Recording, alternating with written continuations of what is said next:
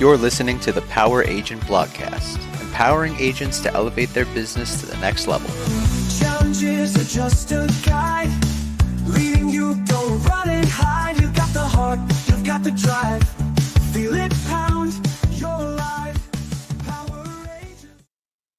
Welcome to the Power Agent Blogcast. We are jumping right in today to a brand new update from NAR concerning their clear cooperation policy. We're specifically going to need to try to understand this delayed marketing exempt listing option and what it really means for us as agents and for our clients. So this new wrinkle to the policy, it's presented as a way to enhance seller privacy, but it introduces a layer of complexity that really warrants a closer look, I think. And frankly, might lead to more questions than clarity for everyone involved. Yeah, it definitely seems like that. I think just as we were getting used to the clear cooperation policy itself, now there's this element added to it, and it's really about, this delayed marketing exempt listing is supposed to be about giving sellers greater command over when their property becomes visible on those public-facing real estate websites that we all know and love. Yeah, and you can certainly see the initial appeal, right? Particularly for sellers who are prioritizing privacy when they're selling their home. But as with anything, I think a thorough understanding of the implications is essential. And that's what we're going to focus on today. Yeah, and let's just lay the foundation here. This isn't a totally new policy. It's being, framed as a modification to the current clear cooperation policy. Right. But it does beg the question, does it really simplify things, or does it add more, kind of complexity to the issue? I think it's a valid question. And I think, going back to just the spirit of the clear cooperation policy, the original intent was to try and ensure broad exposure for listings within the MLS. And now we have this very specific carve out.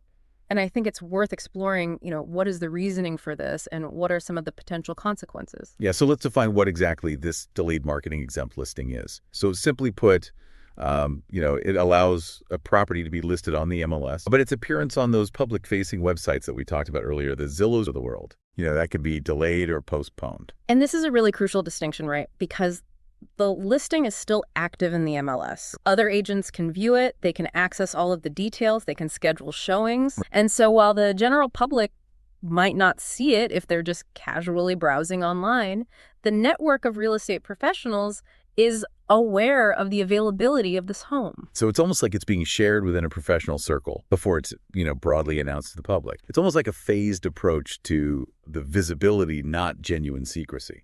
Exactly. And that's a really important nuance to underscore when you're talking with sellers about this. Right. They need to understand that while, their nosy neighbor down the street casually browsing Redfin might not see it initially, right, any agent who's actively working with buyers in the area is going to know about it. Exactly. And so I think the question for us as agents becomes, when should we even bring this up with clients? And I think a big point to remember is to not create a concern where there isn't one. If a seller doesn't express any worry or hesitation about privacy or the public marketing of their property, I don't know that we necessarily need to, muddy the waters with something that could be potentially confusing. I agree. And I think, you run the risk of raising it proactively and then you sort of generate anxiety that wasn't there before, or prompting a bunch of questions that the seller hadn't even considered. And so really our role is to listen to our clients and address their needs and concerns if and when they arise, not try to preemptively problem solve for things that they may not be worried about. And so I think the key indicators for us would be, if they explicitly state we have privacy concerns. Exactly. Or, if you ask them directly, what are your preferences regarding public marketing of the property? Yep. And through that conversation, you discover that they do have concerns there. Then it becomes something that is relevant to talk about. But I think, a big caveat to all of this is to always defer to your brokerage's specific guidelines on this. Yeah, good point. They may have set procedures or recommendations for how and when this should be discussed with clients. Yep. So I think, let's shift gears a little bit and talk about why this could be a complicating factor. We kind of alluded to it earlier, but it does add another layer of explanation that we have to now incorporate into those initial listing conversations. I mean, you might have to explain to a seller what IDX is. Right. How listing syndication works to feed these portals. The difference between, immediate MLS visibility and this delayed public-facing online visibility, these are not necessarily concepts that the average homeowner is walking around thinking about. Right. And realistically, the more we have to explain, the higher the likelihood of overwhelming our clients. And then, in addition to all of that, it's probably going to involve yet another disclosure form for sellers to review and sign, adding to the paperwork involved in the transaction. Yeah, and I think there's a real risk here of overcomplicating the process for a seller and potentially, turning them off or scaring them away, particularly if they were expecting this very straightforward process of, okay, I'm going to list my home. It's going to get maximum exposure to the buyer pool. And now suddenly we're introducing all of these sort of caveats and complexities that they didn't anticipate. Right. And it can almost make it seem like there are hidden disadvantages, things that weren't clear from the outset. So, how can we explain this effectively and, more importantly, without creating unnecessary worry for our clients? Yeah, that's the million-dollar question. It's really about presenting this option clearly and transparently, outlining both the potential advantages and disadvantages. Right, and making sure the seller understands, what they're signing up for. Exactly. So here's an example of how we might articulate it to a seller. Okay.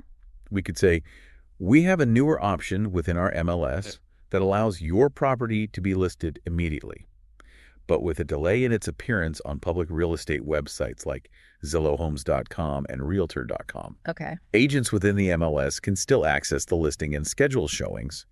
It's just that broader online visibility that is delayed. This could be beneficial if privacy is a significant concern for you.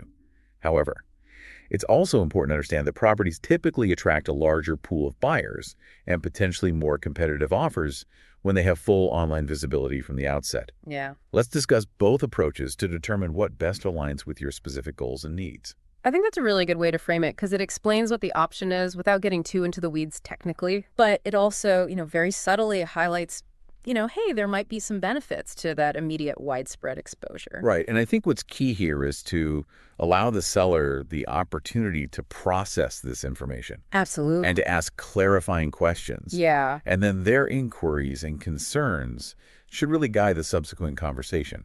Yeah. It should be a dialogue. It shouldn't be us dictating to them, this is how it has to be. It's about really empathetic listening and addressing their needs. If their primary concern is indeed privacy, well, then this delayed marketing option could very well be a suitable choice. Yeah. But if their main objective is a swift sale at the best possible price, right, then we can talk about how immediate and broad visibility typically contributes to that, and really understanding what their priorities are. And so ultimately, I think regardless of this new policy update, our fundamental role as agents remains constant. Yes. We have to act in our clients' best interests. And this involves having those clear, empathetic discussions, actively listening to their needs, and offering this delayed marketing option only when it genuinely aligns with their objectives. It's a tool in the toolbox. Exactly. It's not something that we should be, pushing on every single client. It's something that we have available to us as a potential solution if that fits the needs of the situation. Right. And in this case, that situation is a seller who's really prioritizing privacy. Exactly. So in a nutshell, this new delayed marketing exempt listing provides, I guess, a more nuanced approach for sellers with significant privacy concerns during that initial listing phase. However, it doesn't equate to true anonymity. Right. And it does introduce these complexities in terms of explaining online marketing strategies to our clients. And so its introduction should be strategic, primarily when sellers themselves express those privacy concerns. Above all else, I think the message for us as agents is to prioritize clear communication, a deep understanding of each client's unique needs. Yeah. Don't overcomplicate things. Don't create confusion where it doesn't need to be. Exactly. And, always follow your brokerage's guidelines on this. Couldn't agree more. So as you navigate this latest development, I want you to think about this. How might this new policy option really affect buyer engagement? And ultimately the seller's outcome in your specific local market?